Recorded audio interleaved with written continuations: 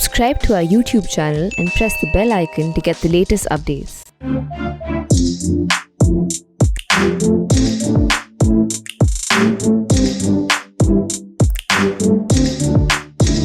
It is such a special joy and privilege to welcome you all to the release and a discussion on a memoir, a wonderful memoir that Dr. Ishar Ahluwalia has written.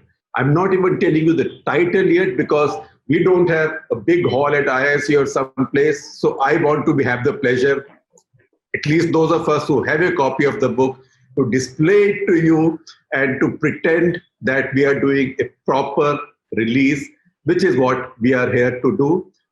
We don't have a VIP as in Prime Minister or a former Prime Minister, but we have 5 really brilliant people. And each one has many stories about the star of the day, that which is Ishar Ahluwalia. So we have Kiran Mazumdar-Shaw. She's so strong, and her affection for Ishar Ahluwalia.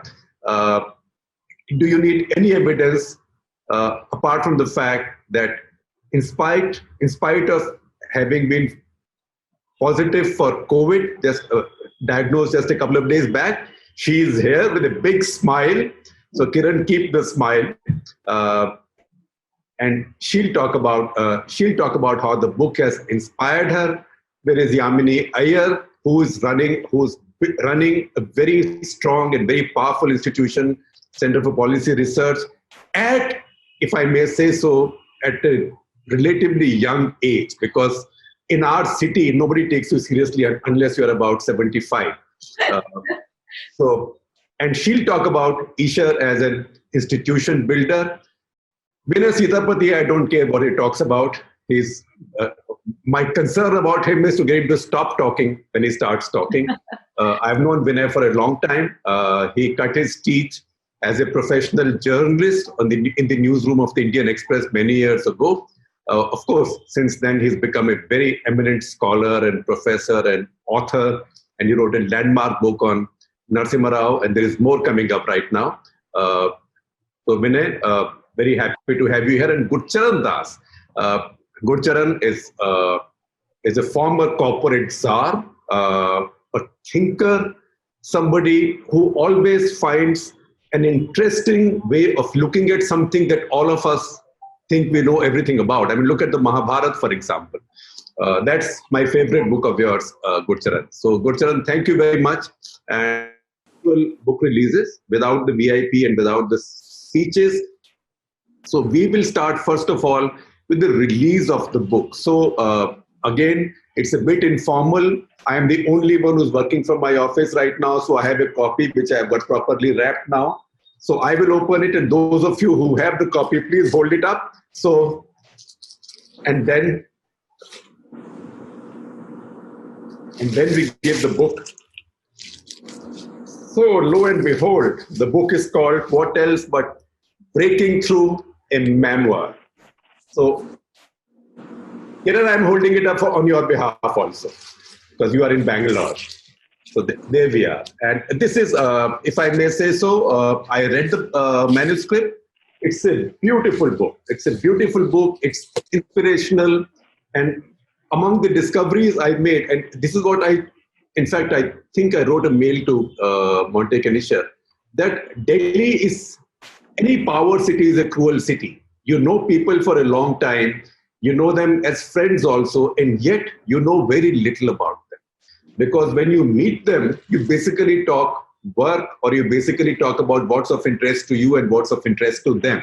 So I learned so much about Ishar, and among the biggest discoveries I made about Ishar, which is very important for me personally as well, is that she's also a fellow HMT, that is Hindi medium type. And for a young woman to start like that with a Hindi medium type background and come into the big policy world of Delhi, which is so male dominated and so network centric, is quite a remarkable achievement. So once again, I think one applause for Ishar on this. And so all of you who are watching, please check the book out. It's easy to read. It's one of the easiest reads I have seen this year. Very pleasing, and it isn't very thick. Also, if I may say so, Isha's not been well, but she is a tigress. So what she is dealing with, most of us would have found it very difficult to even think of putting our thoughts together and writing something. But this country is really short of contemporary history. This country is really short of people who've been part of policy making or who watched it from close, talking about themselves. That is why this act of bravery on Ishar's part is a great addition to our public debate. So thank you very much, Ishar, and I'm sure all of you join me in saying that. So having finished this, Kiran, can we start with you? So, Shekhar, this is such a wonderful occasion for me. And, despite the fact that I'm nursing COVID, I said I wouldn't miss it for anything in the world. But listen, you are a good brand ambassador on how to handle COVID. Look at Isha. She is just the most amazing, remarkable woman. And let me tell you that, like you, when I read this book, Breaking Through, I was so inspired because even though, like you, I know Isha as a very dear friend and as a remarkable professional, a remarkable economist, a remarkable thinker and an institution builder, I had never known of Isha's life story, and Isha wrote this at a time when she herself is fighting for her life. And I thought this is such an amazing book that she has written, because when you read the book, she has written it with her most eloquent language that she's always so eloquent at using. And then she's, of course, described her journey through life, which really tells you of the kind of strong woman she is.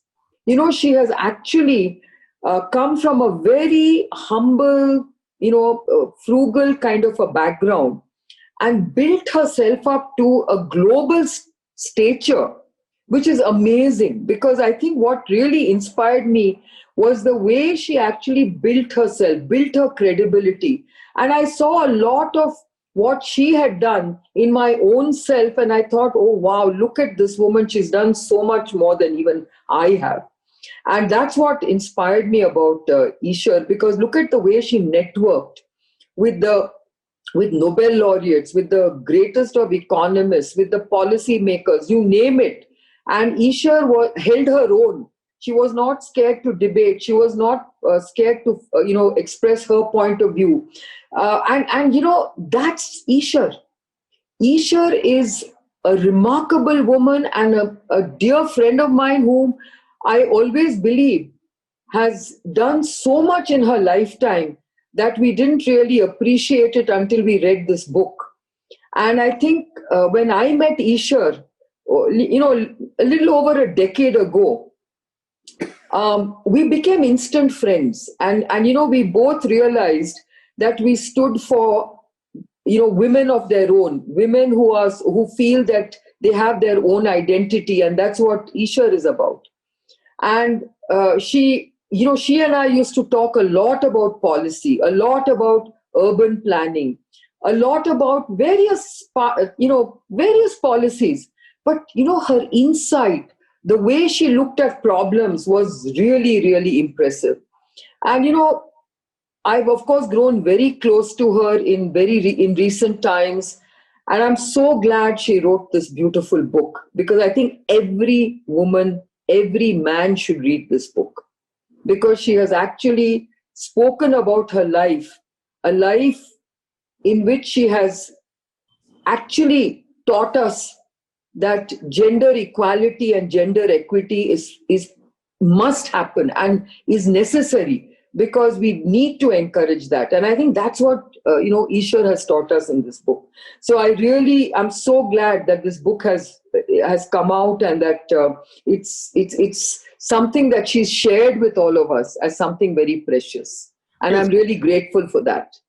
Yes, very valuable. And if I may add, that one of the areas that really interested Ishwar was our cities. And it was in the course of one of those conversations when she talked very passionately about what should be done with the cities, that the idea of her writing a column for us emerged. And she started a series for us. I used to work at the Indian Express then, on good ideas which had worked in the various cities. And she herself, Shekhar, was very keen on, ensuring that every city had 100% sewage processing.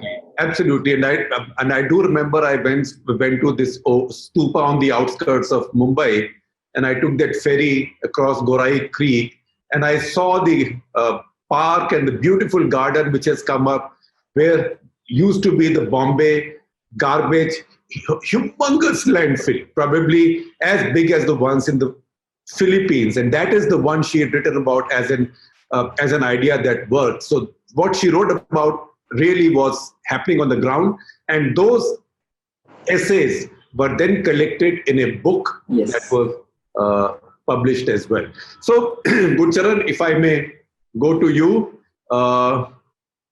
you are in this crowd, you are the philosopher, right?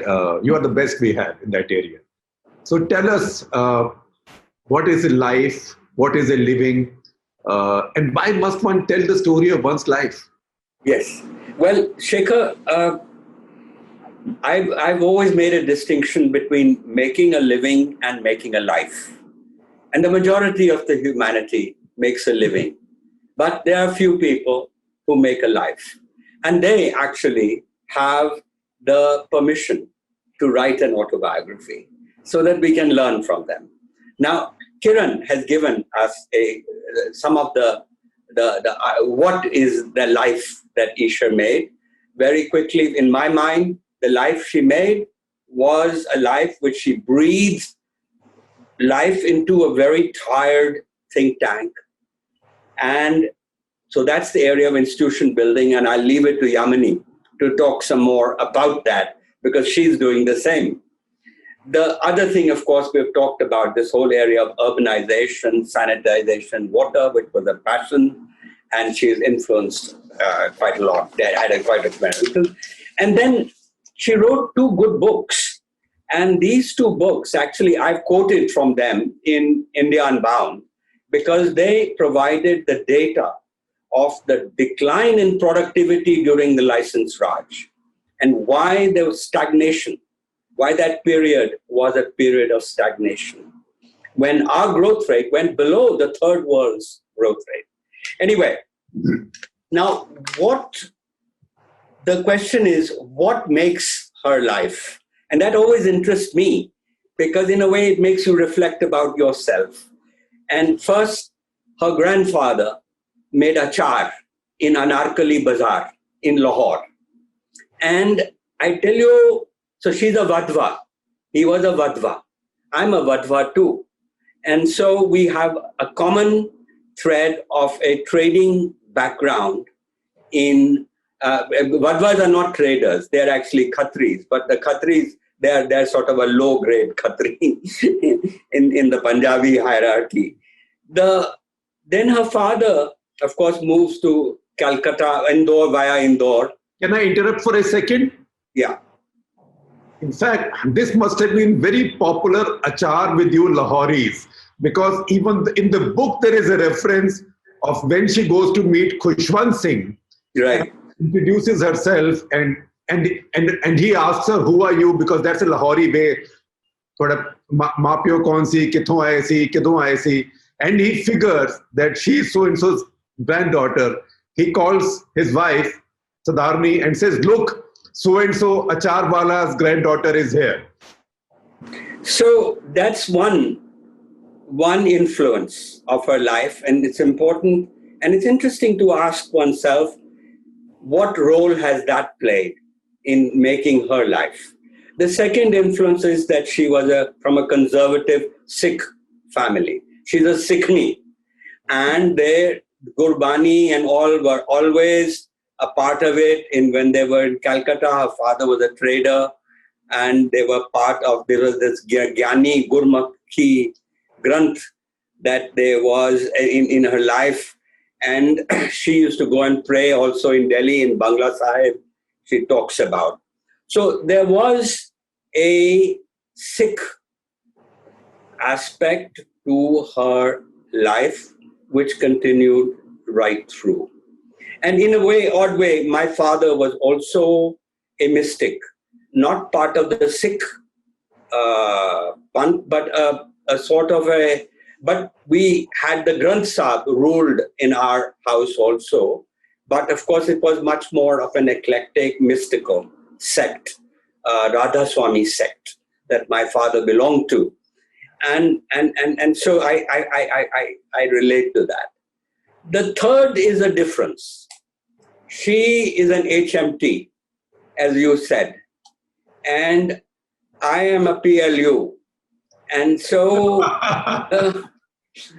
so the fact of the matter is, I mean, that what is very interesting for me is how she must have, when she and Montague returned back from Washington, how she fitted in to this charmed circle of the Lutyens Delhi, which was not HMT, and how they looked down upon her, and how did she fight back. She hasn't told those stories. I would have loved that masala. Now, of course, we call them Khan Market Gang, and that's a better expression than even the Lutyens types. So that is one difference. The next influence on her, very clearly, she first acquired real mastery of English at Presidency College in Calcutta. And of course, she says, for the Bhadra Loks of Calcutta, it was the Harvard. What Harvard was to Boston. I mean, what Harvard was to the Boston Brahmin. That's what Presidency College was. But she makes a very interesting observation. She says that she got a scholarship of 45 rupees. And that meant a lot because one, she could buy books, and two, she could take the tram home. Otherwise, she would have had to walk or bicycle back home. Now, she says that even that 45 rupees also convinced her father that she was worth something, and he was a trader. And so he understood, well, maybe there's something here in it. Anyway, then she goes on to Delhi School of Economics, and she actually, what to me is interesting, because that's what I am, she became a classical liberal. She was even then with people like K.N. Raj and Amartya Sen and Bhagwati and all these people around her. She recognized that they did not have any time for the Indian classical liberal B.R. Shenoy, who had done the critique of the Mahalanobis plans. And what I frankly missed in that part of her life is that there is a seething frustration inside of her. And it was a seething frustration for any intelligent person at that time, that the nation was being shackled by the license Raj. And here were these economists praising the government. And we had to wait 40 years, Shekhar, to get our economic independence. And she talks about, Bhagwati was against the protectionism. She talks about how L.K. Jha was, a liberal she could talk to. But why doesn't she express that anger and frustration? And this bothers me, that whole generation. 40 years, we didn't get our economic freedom. Anyway, let's move on.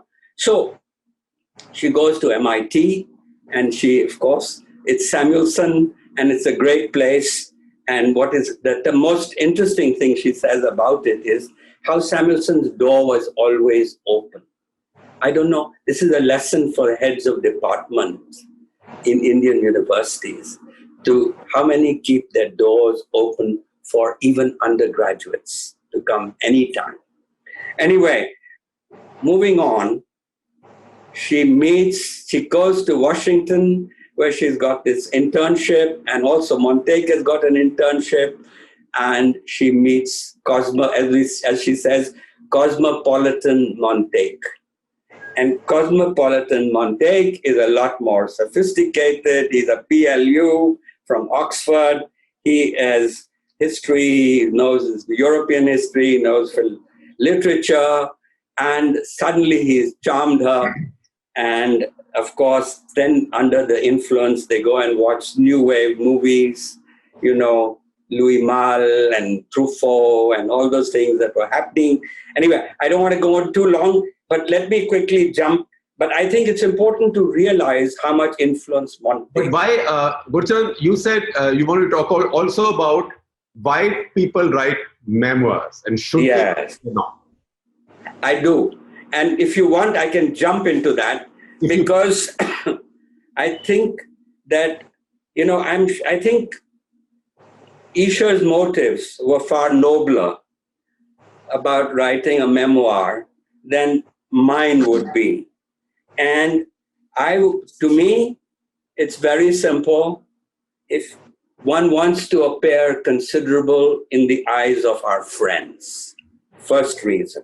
Second reason is to draw attention to our nicer aspects so that our friends forget our embarrassing moments, including the practical jokes we played on them. A third reason is to get even with our enemies, not by saying nasty things about them, but about nicer things about oneself. Of course, you have to be careful, Shekhar, you have to be careful. If you appear to be too good, people will think you're smug and conceited.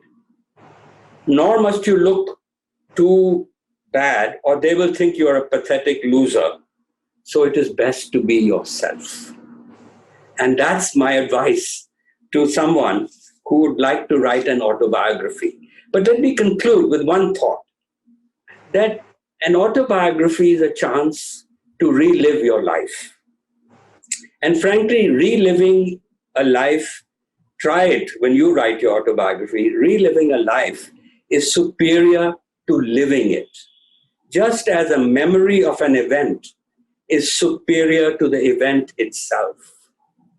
This is because when we are living, there's so much rubbish going on around us that we don't notice what are the significant parts of what's happening. In an autobiography, you have a chance to select. And an autobiography then thus becomes, when you select, becomes an invention, a work of fiction, which is why they say that a fiction and there's no difference between fiction and non-fiction, except that fiction has to make sense. Well, that reminds me of something that the former US ambassador to Delhi, who's also a professor, Robert Blackwell, used to say. He used to say, no matter how bad the times, tomorrow they'll be your good old days. So a memoir is always about your good old days. So Yamini, on that note, I turn to you. You are now running and building a formidable institution at a young age. And you've said that you see Ishar as an inspiration, as an institution builder, because look at what she's done with ICRIER. Most people, I think even in IAS, GK, would have struggled in the past to be able to tell you what ICRIER stands for. Today, even I can tell you that, right? absolutely. No, Shekhar, I can't tell you what a privilege it is for me to have had the opportunity to both interact and learn from Dr. Isha Ahluwalia in person, but also have the opportunity to reflect on a lot of her experiences through her book and live those memories alongside with her, because truly she is a legend. At the Center for Policy Research, when I first came here, now what feels like a very long time ago, I came here in 2009. One heard of all the greats of CPR, and inevitably we would be told Dr. Isha Ahluwalia wrote her books here, and we've been celebrating her current books, but I was able to pull out her her books that Gurcharan had mentioned, Productivity and Growth in Indian Manufacturing, which was the second book that was written while she was at CPR, and Industrial Growth in India, the first book that was published when she came to CPR, that really have marked her intellectual stamp on the world of policy in India. And when we asked, what does a think tank do? What does the world of ideas mean for policy? This is what we do. We don't have to explain. I just bring these books out and say, this is why it's important for you to recognize what an important role research and policy institutions play in shaping India. Really her books were an inspiration, not just for what they did in terms of shaping our understanding of how a certain view, a certain set of policies can actually create serious bottlenecks in growth, and adding a new way of thinking about this, and doing so with very, very carefully detailed empirical data. In these days in economics, you get these very beautifully sculptured models that are so beautiful that people forget to ask the question. What is so inspiring about Dr. Ahluwalia's work has been that not only did it have the sophistication of method, it had the beauty of a really solid theoretical framework and analysis that then pushes you to say, are we asking the right questions from the point of view of policy? Are we looking to find the right kind of data?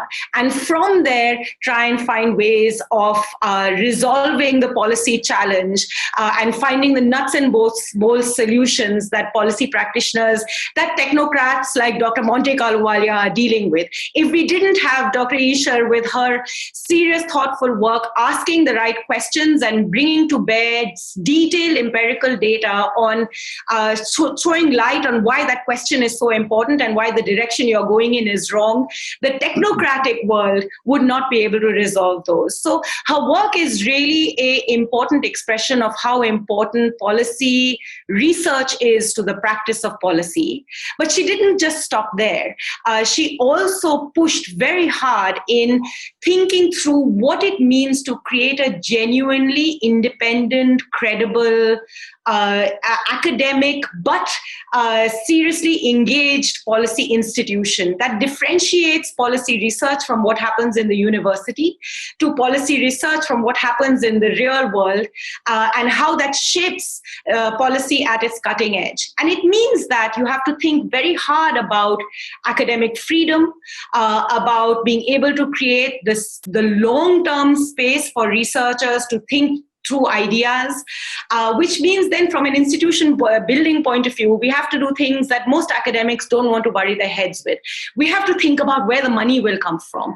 We have to think about what form that money has to take so that we are able to retain the independence and the credibility of our institution. But we also have to think about how we can push our colleagues to move beyond the ivory towers of the books that they're writing and translate those ideas and translate those books into a language and a grammar that shapes how the policy practitioner on the ground is trying to resolve the challenges that they confront, which also means that you have to think about who you interact with. You have to think about what we call today communication, all the things that we learn from you, Shekhar. How do you translate ideas? How do you make them more accessible to a wider audience? What does it mean from the institution's context to be able to do that? And there are very few institutions in the landscape of India that can actually show people like me evidence of examples that we must be inspired from and that we must try and replicate in our own work. At CPR, we've been around for a long time, and there's a certain degree of confidence in what we do. But when we look to ICRIAR, there's always a little pinch of envy because there's something that they got right that we need to learn from and be able to build on, and that's the legend of Ishar. The other two things I wanted to add is not, the evolution of Ishar, the policy intellectual, has also been very interesting for us to learn from in terms of how the policy landscape and the challenges of the Indian economy itself have evolved over time. So the work in the 1980s, which was really about seeding the big ideas on what it means for the economy to be genuinely free of the state and what should be the relationship between the economy and the state, was where she started. And I think it had a deep influence in the big 1991 moment, both in ways as Gurcharan described, but also more importantly, I think, in shaping the ideas of the famous M document.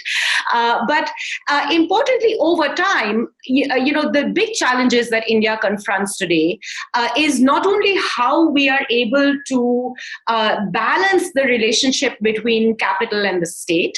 And in some of her writings on the Indian economy, she's really pushed very hard about many of the unfinished reforms. But we are also dealing and grappling with what rapid growth does to the governance of our country.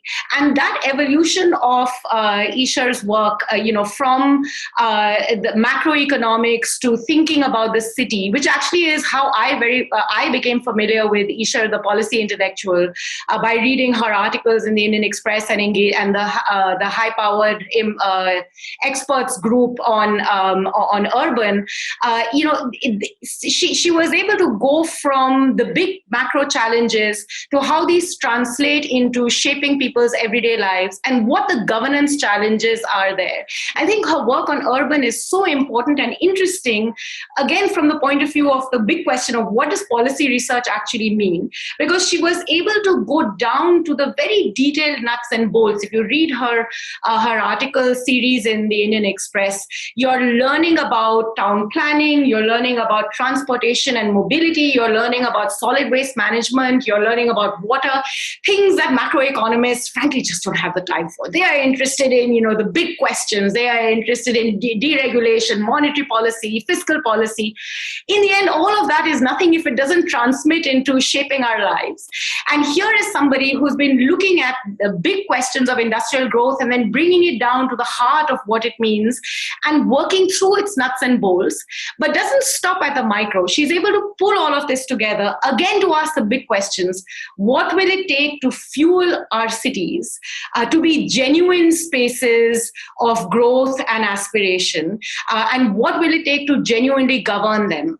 If we didn't have a policy intellectual like Ishar, we wouldn't have the ability to ask these questions and think through them.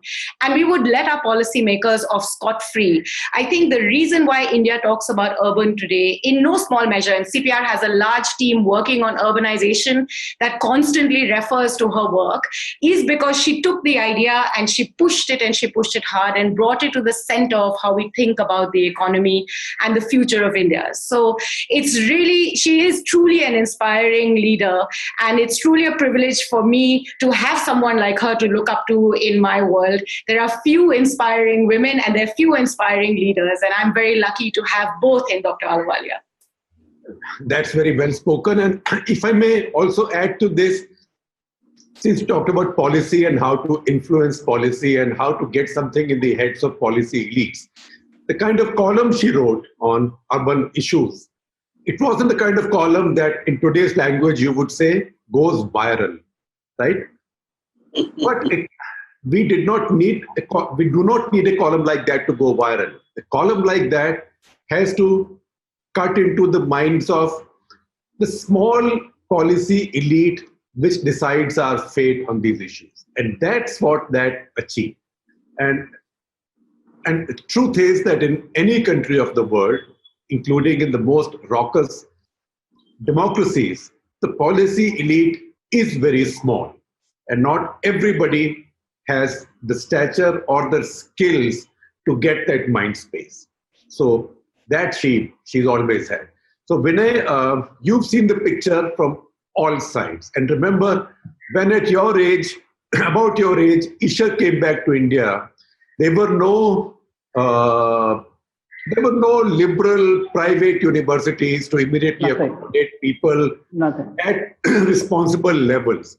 If you had come back with a Princeton PhD in a usual Indian university setup, then I suspect by this time you would be a pool officer, if not just a senior research fellow. Yeah. Right? So no, that's exactly right. I mean, I read this book 2 times, and it's because it has these 2 core ideas that I think any of the viewers here will enjoy. It's a light book. It's only 185 pages, and that's kind of beguiling because it's a weighty personality, right? I mean, she has a PhD. She's with Nobel laureates. She has masters in Delhi School of Economics in presidency, but it's still a light book. And I think one of the constant themes is something, Shekhar, you just mentioned, which is that by the time I came back to India, the battle for the idea of what economic policy looks like in India had already been won, right? When she came, it was supposed to be a losing battle, right? So I'm a little more optimistic than Gurcharan on this, that to me, this book for any political historian, anybody interested in contemporary India is how do you win the battle of ideas in India, right? And if you just looked at India in the 50s, well, specifically from the late 60s, 70s, and early 80s, I mean, the title of Isha's book seems obvious right now. Why is industry declining in India? I think all 5 of us have a pretty simple answer. Get the state out of the way. This was not common sense in the 1970s. It was not common sense in the 1980s, right? And the genius of this book is that it both chronicles the social world of the economists, this tiny elite Shekhar you mentioned, who shaped the original bad ideas, as well as the social world of the economists who began to shape the good ideas in the 80s, right? I think Isha has this vantage point as an outsider. She came from a Punjab Sikh trader family, but because she did very well in school, she went to really the mecca of 1960s, 1970s intellectualism in India, which was Presidency College. She was taught by a very well-dressed Bimal Jalan who had come from abroad, right? Then she does very well. She goes to Delhi School of Economics, right? The people writing her recommendation letters to MIT are Jagdish Bhagwati, Amartya Sen, right? She comes second in Delhi School of Economics. Number 1 is Utsa Patnaik, who goes on to become a well-known Marxist. And the interesting story is here that Isha didn't have money initially to pay for her first year at Delhi school. So who does she, who would later on become a right-of-center liberal economist? Whom does she borrow money from? She borrows money from Utsa Patnaik, right? So you get a social world of all these economists. She goes to MIT, she meets Shankaracharya, she meets, you name the governor of the Reserve Bank, you name the, whether it's Deepak Nayyar, you name the outsider who enters economic policy, she knows them all socially, right? So any reader interested in how did Indian elites change their attitude to the role of the economy and the state, and who are these economic elites? I think this is a great book. She knows everybody. She's gone, seeing fall colors in Boston with most of these people when they were in the 20s and 30s. She sees them back in the 50s.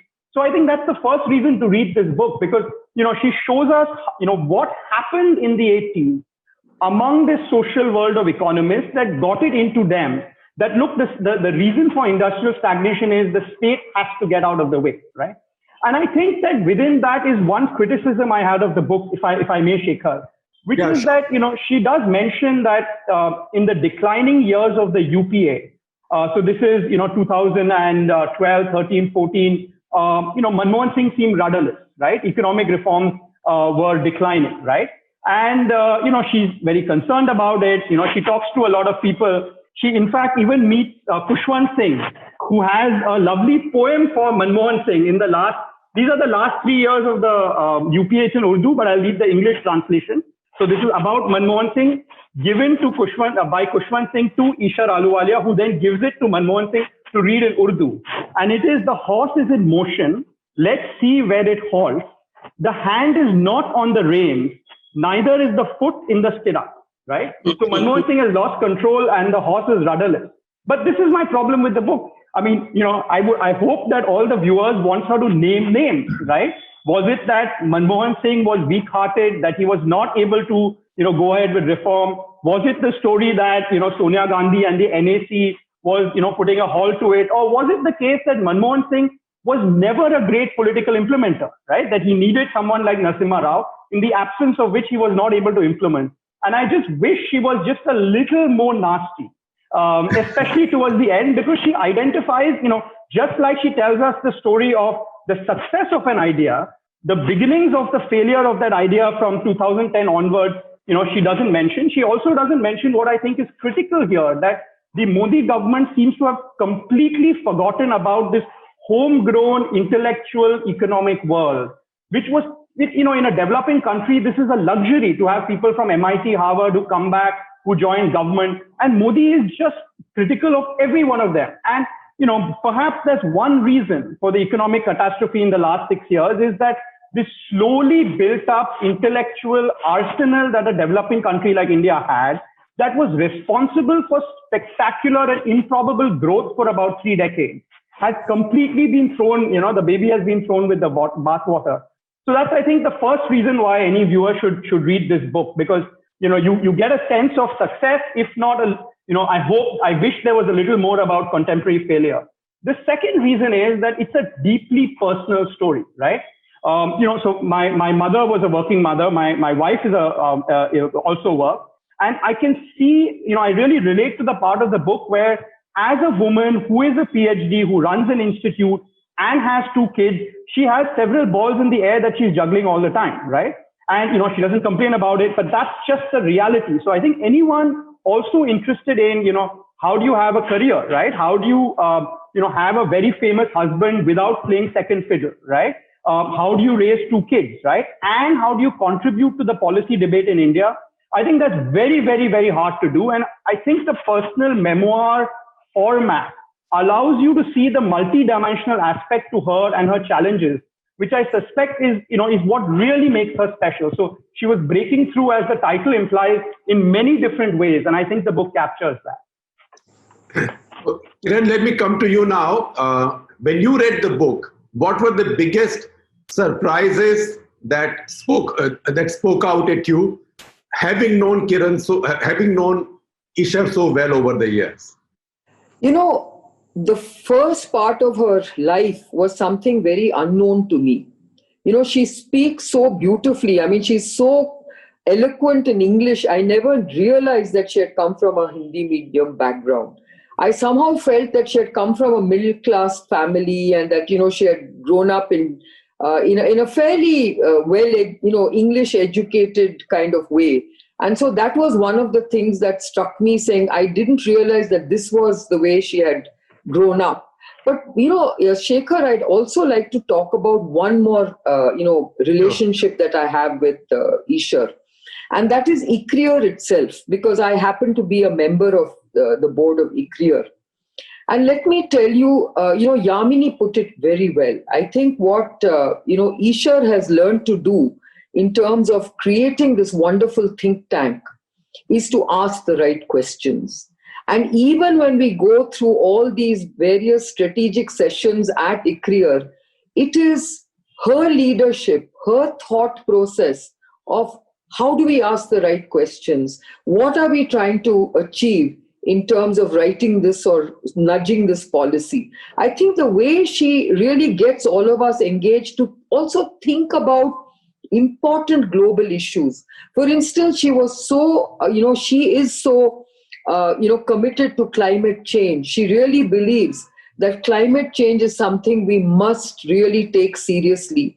We must make sure that we look into policies that really address this challenge. And, at ICRIER, she was the one that really basically said, no, we've got to do this. We've got to start focusing on this issue. And it was her leadership that has seen us actually focus on this issue. The other remarkable thing about Ishar is her fundraising ability. As Yamini said, building an institution is no joke. and getting a corpus created. We know how hard it is to create any corpus. It's like pulling teeth because people don't want to invest in institution building. Government is like really sort of giving you pennies in terms of helping to finance anything. So you're really beholden to philanthropic contributions. And I can tell you, Esher is such a great networker that she's been able to build a great corpus. She's built this institution, if I may say so, single-handedly. And she's got all of us, helping her build this institution in a way that gives us that sense of belonging. And, there came a point in time a few years ago where she said, let's have our own building. And she got involved with that. And I'm so happy that she's actually seeing the building go up, and we've decided to name the building after her. So these are some of the things that I just wanted to share with you in terms of, Esher's leadership and her thought process and the way she sees opportunities and important, issues ahead of time. She's not a Me Too kind of person ever. She's the kind of person who always wants to be ahead of the curve. That's the kind of person Esher is. And then the way she networks, you've seen it in that book. That book is so inspiring because of the kind of relationships she builds throughout her life. And, and Esher is a multifaceted person. So on one side, she is this great intellectual, this economist, this institution builder. And she, of course, does her, at Sangeet, she's the, life of the party. She's the person playing the dholak, the person who's singing all the Punjabi Sangeet songs. And she is just such a wonderful melange of the kind of woman you want to have as a dear friend. Now, is there anything that any of you will ask one of the others? Or you want me to do this? Vinay, you want to ask? Yeah, I wanted to ask Gurcharan this question that, why do you, to me, the way she went about the 80s, right? And keep in mind that her husband is at that time joint secretary. So you get access, but you also get censorship, right? You can't say, it's a balancing act. But, she has a mention there that, she was writing, she was presenting before Manmohan Singh, who became the governor of the Reserve Bank. She seemed to be so successful that newspapers even had articles accusing her of being a CIA agent, which, if you remember, in the 70s and 80s was the ultimate insult, right? So Pilu Modi famously, walked into parliament during that period carrying, a placard saying, I am a CIA agent. And when people protested, he just turned it and said, okay, now I'm not a CIA agent. So, she was on the front lines of the intellectual battle, right? And keep in mind that, something that Kiran mentioned, that, she's just so connected, she's able to draw in people together. She was able to draw people like Utsa Patnaik. She was able to draw people, from across the intellectual spectrum. Yeah. Right. Vinay, I know what you've said. And I'll tell you why.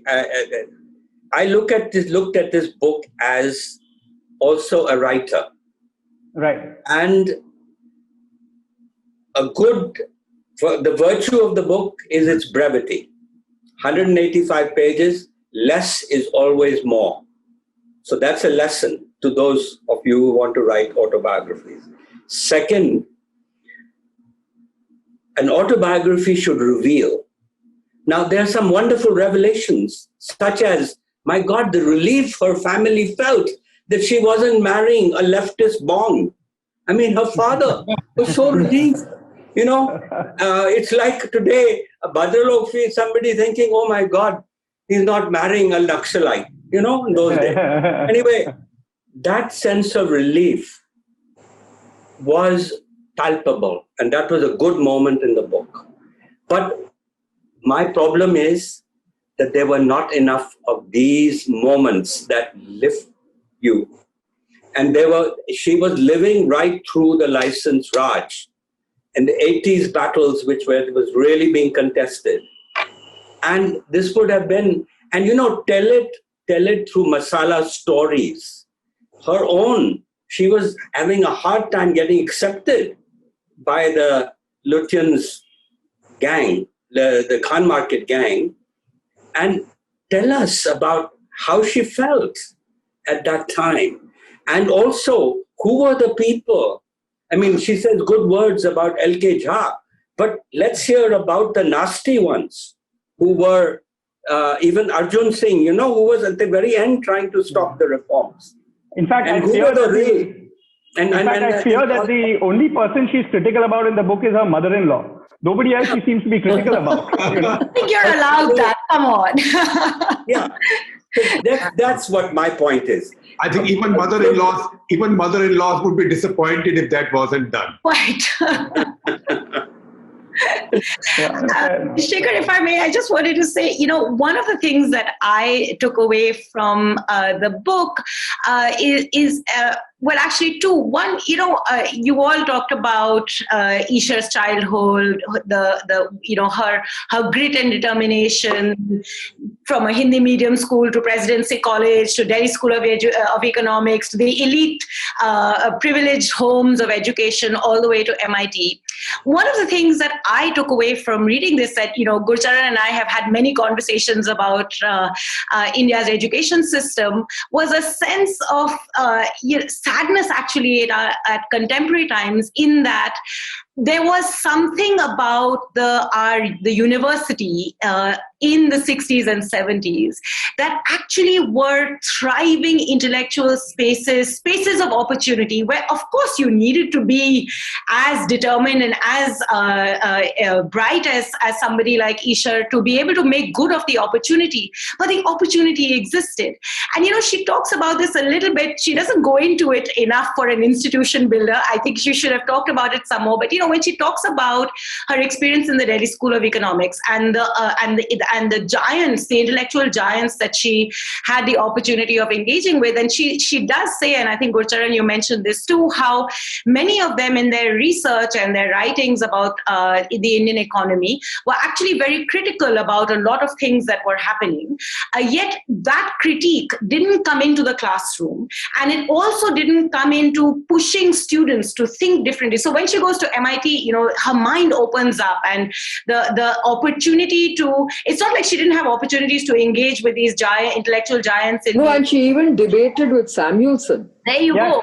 Yeah. But there was something, and I would have loved her to just push a little bit more to tell us why that didn't happen. Because I think the youth of today is very much, the saddest thing that I felt reading that book is, in fact, there will be very few Ishars because we've allowed our universities to act. That's a good point. The other thing that really struck me was she says this two things. So there's a conversation that she sort of refers to between Montek and her and about Pavan and Aman and their choices, Pavan's choice of wanting to go off to America and Montek wanting him to do his undergrad in India. And Pavan sort of says, well, the world is changed and this is a global world and there's a lot that we can learn even if we leave India at the age of 18. And he's right, because he came right back at some stage in his youth. But the one question that I would like to ask Ishar is, why is it that India never aspired to be that global in its institutions? Because that's, I think, where we've really failed. And linking to that, she says another very beautiful thing. She says, for me, education was always instrumental. For my children, who are very self-motivated, it's actually an opportunity to expand your mind and to be intellectually engaged.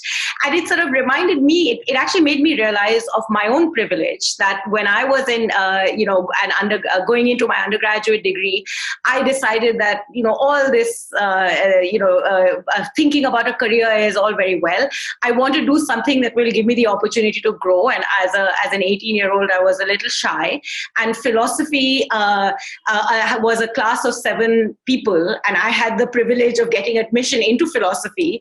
And so I said, my parents sort of looked at me and said, "And what are you going to do with that?" And I said, "I don't know, but I'll get to argue with 7 people."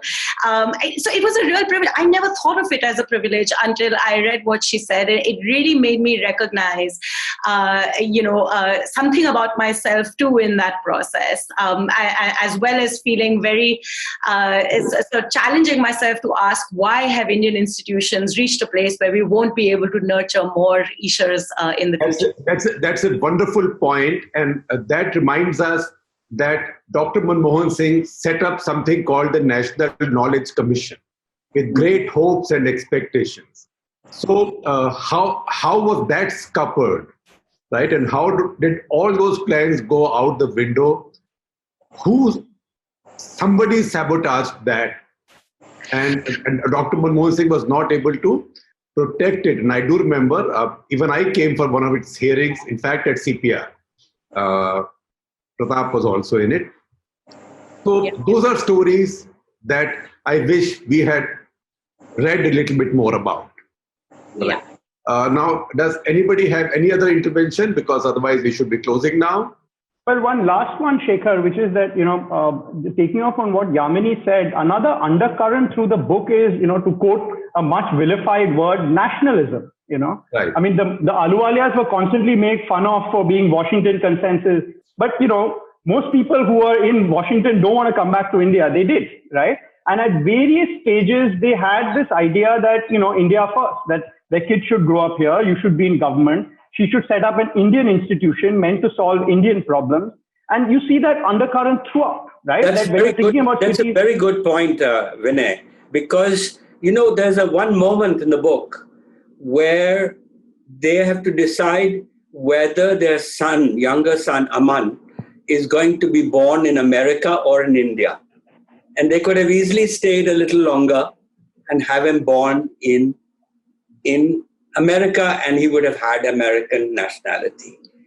And really, this is one of the things that many of us came back. I mean, I gave my green card back to America 3 times in my life. And because we felt there was only one place we could really live. And so I think that instead of this tom-tomming nationalism of today, that's the real decision when you decide, when you have a choice. I could have chosen to live anywhere in the world. But Gurcharan, if I may say so, it's not even about your decision to come back to the country. It is more to do with what really drives you and motivates you to develop the country. And I think that's what Ishar and Montek were both committed to. How do we change this country? How do we reform this country? How do we, make a huge difference to economic development? And Ishar has always been talking about that inclusive, equitable economic development. That is nationalism, Good, well put. And I think that's a good note to conclude this on. This has been such a wonderful discussion about a wonderful book and a brilliant author. The only pity is that we don't have the author with us, but the fact is that she's given us the book to talk about, dealing with all her challenges, which she writes about also in the book. So thank you all. And going over the book, I saw one subsection that says Pandara Park, and talks of the period in sort of early mid-80s when they moved into Pandara Park. And immediately, and that's the beauty of a memoir, because it takes you back to certain periods and landmarks in your own life. So that was the time I did not have a car. I used to work at India Today. I used to live in Saket. I had a motorbike. I did not always bring the motorbike to work. So I would very often take DTC back home. And I think it used to be 500 and 520 for Malviya Nagar and Saket. And driving and on the bus route on the left, as these nice, elegant Pandara Park bungalows came in, I'd see the nameplate Montek Singh Ahluwalia.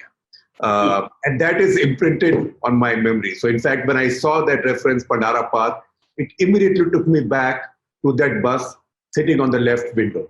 So this is a brilliant book in that sense. And so beautifully written. Could always be better, but could be 885 pages instead of 185. it's also a very easy and quick read. So thank you all for being here. And once again, our best to Ishar and our best for this book.